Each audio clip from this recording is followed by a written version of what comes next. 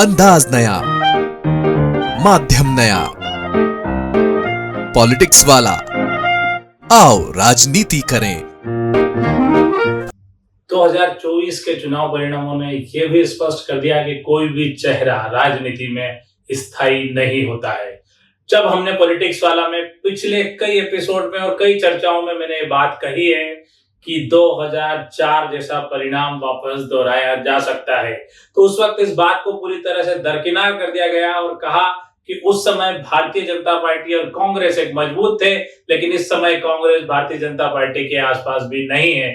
तब भी हमारा तर्क यही था कि जब जनता चाहती है बदलाव तो उसके लिए कोई चेहरा या कोई चीजें मायने नहीं रखती। 2004 के चुनाव में तमाम एग्जिट पोल ने यह कहा था कि सरकार वापस भाजपा की बनेगी। अटल बिहारी वाजपेयी उस समय सबसे बड़े चेहरा थे और कांग्रेस के पास कोई चेहरा नहीं था। सोनिया गांधी भी प्रधानमंत्री की दौड़ में नहीं थी, इसके अलावा कोई चेहरा नहीं था। उस चुनाव की जीत के बाद मनमोहन सिंह प्रधानमंत्री जरूर बने, लेकिन उनके चेहरे पर चुनाव नहीं लड़ा गया था।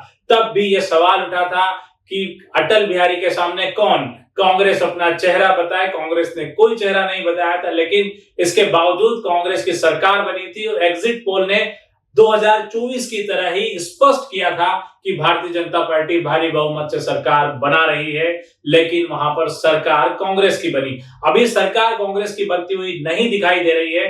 निश्चित तौर पर कांग्रेस भाजपा से काफी पीछे थी, लेकिन जिस ढंग से कांग्रेस ने इंडिया गठबंधन के साथ मिलकर प्रदर्शन किया है, उसे ये तो स्पष्ट हो गया है कि किसी भी चुनाव में कोई भी चेहरा स्थायी नहीं हो सकता।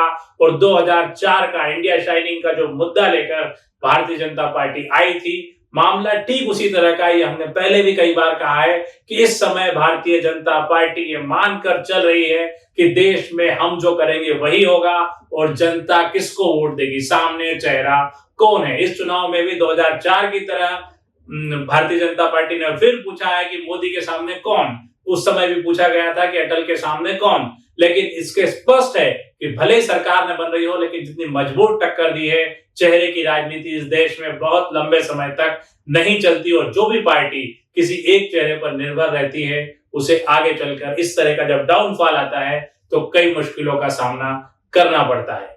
2024 के चुनाव से यह भी स्पष्ट हुआ है। और एक थोड़ा और पीछे जाते हैं, इस चुनाव में तो कोई लहर नहीं थी, वो एक अलग तरह का है, लेकिन 1989 के चुनाव में जब राजीव गांधी सबसे बड़ा चेहरा थे, तब ये माना जा रहा था कि उनके सामने कौन टक्कर देगा। और 84 में सब जानते हैं कि राजीव गांधी ने 400 से ज्यादा सीट कांग्रेस ने जीती थी, वो प्रधानमंत्री बने थे और ये माना जा रहा था कि विपक्ष नहीं है।